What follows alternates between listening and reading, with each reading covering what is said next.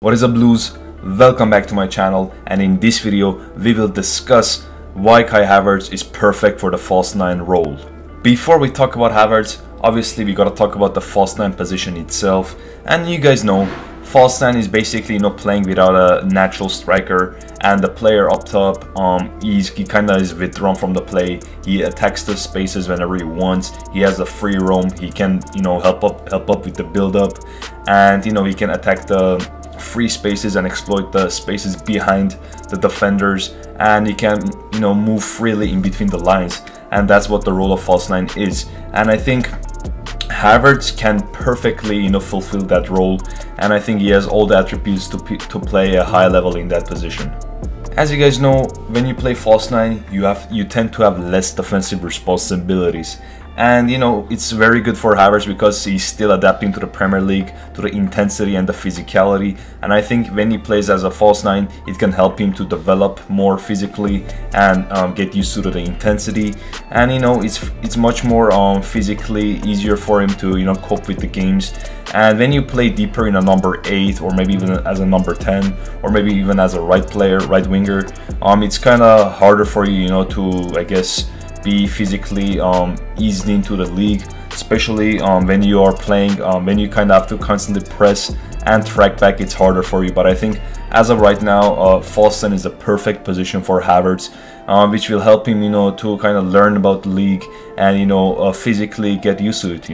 Now to the good parts, and obviously the attacking phase. Kai Havertz can help us with the build-up. Obviously he's very silky on the ball, he's very creative, and he's been playing multiple roles in his Bayer Leverkusen days. He's been a number 10, and he can bring the number 10 traits to his false 9 position. He can help other attackers to flourish, as we saw against Everton.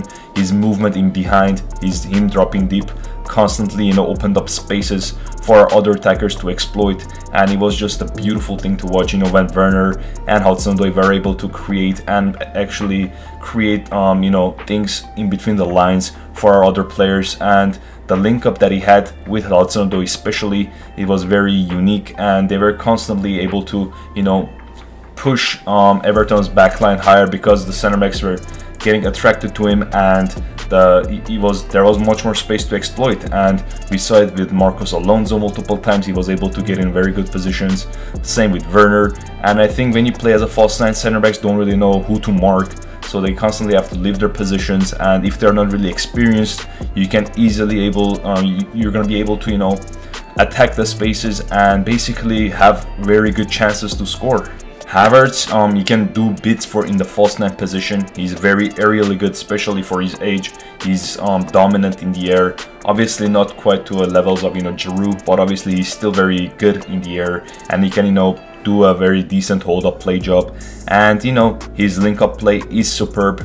He's very good at linking up with the players, and he can easily create chances for them. There was this game against Barnsley earlier in the season. Even though it's Barnsley, but again, his link-up with Timo was immense, and they kind of had that telepathic understanding with one another. And I think over time he's gonna build that understanding with Timo, Mason, and Hudson-Odoi, or even Pulisic when he plays. And I think he can perfectly do a job in this position. I think maybe if he starts actually performing and putting in numbers by the end of this season in this false 9 position, we might not even be able to we might even not need to buy a striker. There's talks about Haaland, Lukaku, but I think if Havertz performs in this false 9 position, and our other attacking players are able to contribute to our team's attacking phase, I think there's gonna be no need to buy a striker. Obviously it's a very big bonus to have a quality striker like Haaland, when he's gonna back goals for fun. But I think if Havertz is gonna score goals and he's gonna play like this every game, I think we might not even need to buy a striker. And I think our wide players, when they get to those high statistics in goals and assists, when they start contributing with actual goals and assists, I think it's going to be very interesting to see how our attacking front three is going to look like. I think if you're going to go with a false 9 system, we might need to invest in a very high goal scoring winger. I think we know that Pulisic is able to do that. However, his injury issues are a bit annoying. Same with Hudson-Odoi. I think he's slowly getting into the rhythm, and he's gaining his momentum back from the 2018 and 19 season.